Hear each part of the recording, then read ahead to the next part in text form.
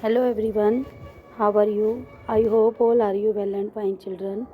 Children आज मैं आपको जो है पोस्ट मिड टर्म की रिवीजन कराने जा रही हूँ।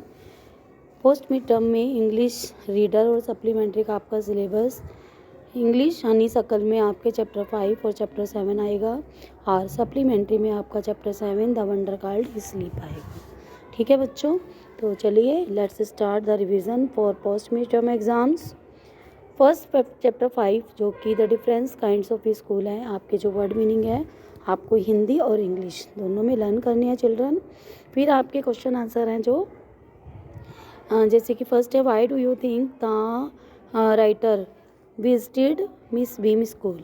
मिस बीम के स्कूल में जो राइटर क्यों गया था? The writer had year much about miss beam school new teaching method.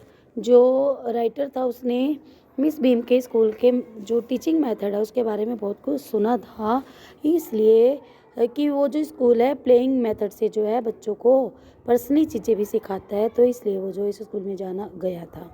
But was the game that every child in the school had to play. ऐसी कौन सी गेम थी जो वहाँ पर हर एक बच्चा खेलता था? वहाँ पर every child in the school had to play the role of being blind, deaf, dumb, injured and lame once in a team. It was a sort of game and training. बच्चों वहाँ पर हर एक बच्चा उस स्कूल का एक role निभाता था, कभी ब्लाइंड का, कभी डेफ का, कभी डम का, कभी घायल व्यक्ति का और कभी लैम का, जो कि हर एक दिन बच्चों का आता था। Each team every child has one blind day, one lame day, complete the line.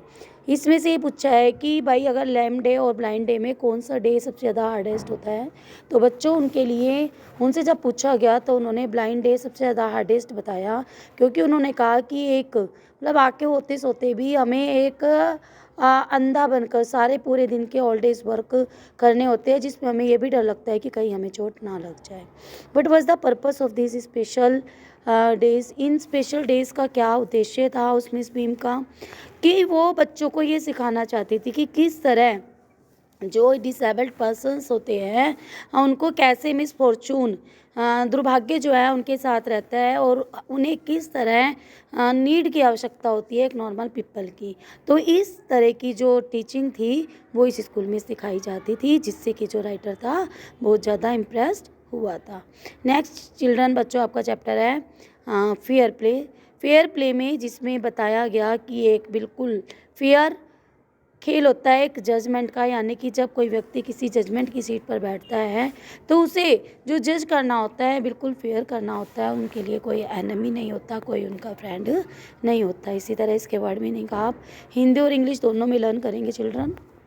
फिर आपका क्वेश्चन है then the situation change what is being refer to, कि परिस्थिति बदली तो इसका मतलब क्या है? भाई परिस्थिति यहाँ पर आपको बता दूँ, जुम्मन और अलगू जो थे दो फ्रेंड्स थे, बहुत घनिष्ठ मित्र थे और उनकी फ्रेंडशिप जो थी पूरे गांव में फेमस थी। जुम्मन के साथ उनकी एक आंट रहती थी। अब जब आंट एजिड होगी तो उसने अपनी सारी प्रॉपर्टी बच्चों जुम्मन के नाम कर दी, और जब जुम्मन के नाम सारी प्रॉपर्टी कर दी तो उसका बिहेवियर तो जो था आंट के प्रति चेंज हो गया, और वे उनको खाना भी जो था अच्छे से उनकी वाइफ नहीं दिया करती थी। तो यहाँ पर जो क्वेश्चन पूछा है देन द सिचुएशन चेंज, तो यहाँ पर ये सिचुएशन चेंज हुई कि जब आंटी ने उन्हें अपनी सारी प्रॉपर्टी दे दी उसके बाद वो उनके साथ बुरा व्यवहार करने लगे। When Jumman aunt's realise that she was not welcome in his house but arrangement did she suggest. जब जुम्मन की आंट को ये पता चला कि उसकी जो इज्जत नहीं हो पा रही है तो उसने क्या सोचा? उसने सोचा कि वो अब अलग रहेगी और उसने जुम्मन से मासिक भत्ता जो था मांगा। What was the villagers reaction, भाई जब आंट के साथ ऐसा होने लगा तो उसने गांव वालों को बताया कि मेरे साथ ऐसा ऐसा हो रहा है। तो कुछ गांव वालों ने उसकी हंसी उड़ाई, कुछ लोगों ने ये समझाया कि वो जैसा कर रही है तुम वैसे ही बने रहो, कुछ रोज मतलब किसी ने भी उनको सही राय नहीं दी। तो why was Jumman happy ever Algu's nomination as head panch. अब जब आंट के साथ ऐसा हो रहा था तो आंट ने कहा भाई मैं तो अब इस केस को पंचायत में लेके जाऊंगी। तो जब पंचायत में लेकर गई और अलगू को जज बनाया गया तो जुम्मन क्यों खुश हुआ? जुम्मन इसलिए खुश हुआ क्योंकि अलगू जुम्मन का बेस्ट फ्रेंड था। उसने सोचा कि जो न्याय होगा वो मेरी तरफ का होगा। God lives in the heart of panch, the aunt said. What did she mean? अब आंट ने जब अलगू को देखा और उसने कहा कि गोट जो है पंच के हृदय में निवास करते हैं, इसका क्या मतलब था? क्योंकि इसका मतलब ये था कि जो अलगू है वो सारी बातों को सुनेगा और जो बात सही होगी उसके ऊपर ही न्याय करेगा, क्योंकि वो पंच की आवाज़ को गोट की आवाज़ मानती थी। Algu found himself a tight spot. What was his problem? अब अलगू को भी फिर आगे एक ऐसी प्रॉब्लम फंसी कि उसे भी केस जो है पंचायत में ले जाना पड़ा। वो क्या दिक्कत आई उसे? अलगू ने अपने 2 बैल, एक वहाँ का समझू साहू था, उसे बेच रखे थे, बहुत हट्टे कट्टे, लेकिन उसने कहा था कि 1 महीने के बाद मैं पैसे दूंगा। तो जब अलगू उनसे पैसे मांगने गया तो समझू साहू ने मना कर दिया और कहा कि मेरे बैल मर गए हैं। तो इस केस को वो पंचायत में लेकर गया। Why was Algu upset over Jumman's nomination as head panch? अब जब जुम्मन को हेड पंच बनाया गया तो अलगू क्यों परेशान हुआ? अलगू इसलिए परेशान हुआ, उसने ये सोचा कि जुम्मन जो है अब मेरे से बदला लेगा। What was Jumman's verdict as head panch? How did Algu take it?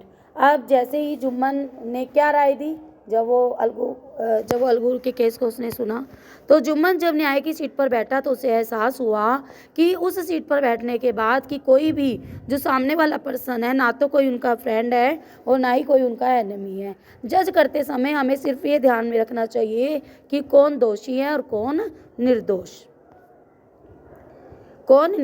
तो उसने जो फैसला था अलगू की तरफ लिया। तब उसने कहा कि पंचायत की जय हो। पंचायत की आवाज़ जो पंचायत हमेशा जीतती है, क्योंकि पंचायत कभी भी गलत निर्णय नहीं लेती।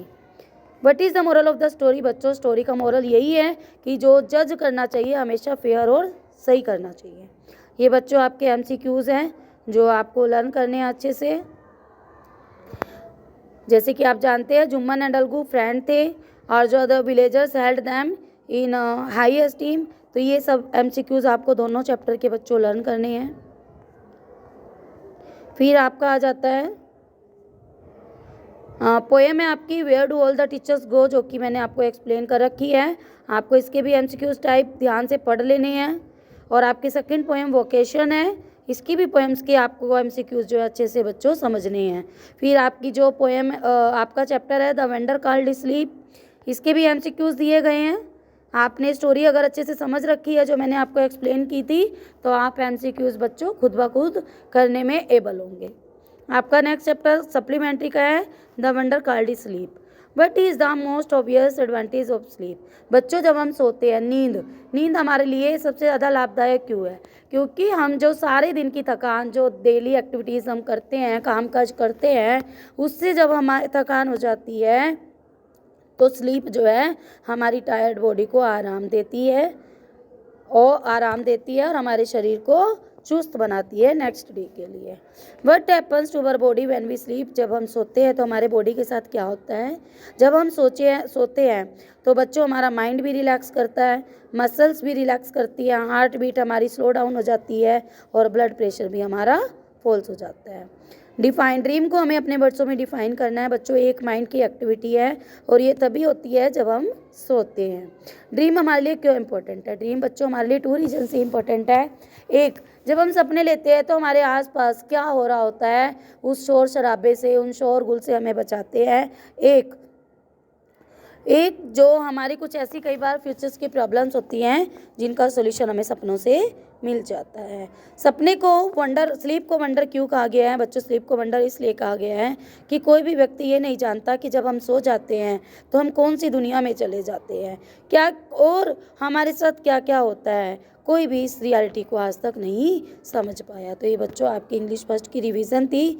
आई होप आपको अच्छे से समझ में आई होगी बच्चों। तो अकॉर्डिंग टू रिवीजन आप अपने एग्ज़ाम्स की तैयारी करें और हार्ड वर्क करें अपने एग्ज़ाम्स के लिए, ताकि आप जो है अच्छे मार्क्स गेन कर सकें। Thank you, have a nice day.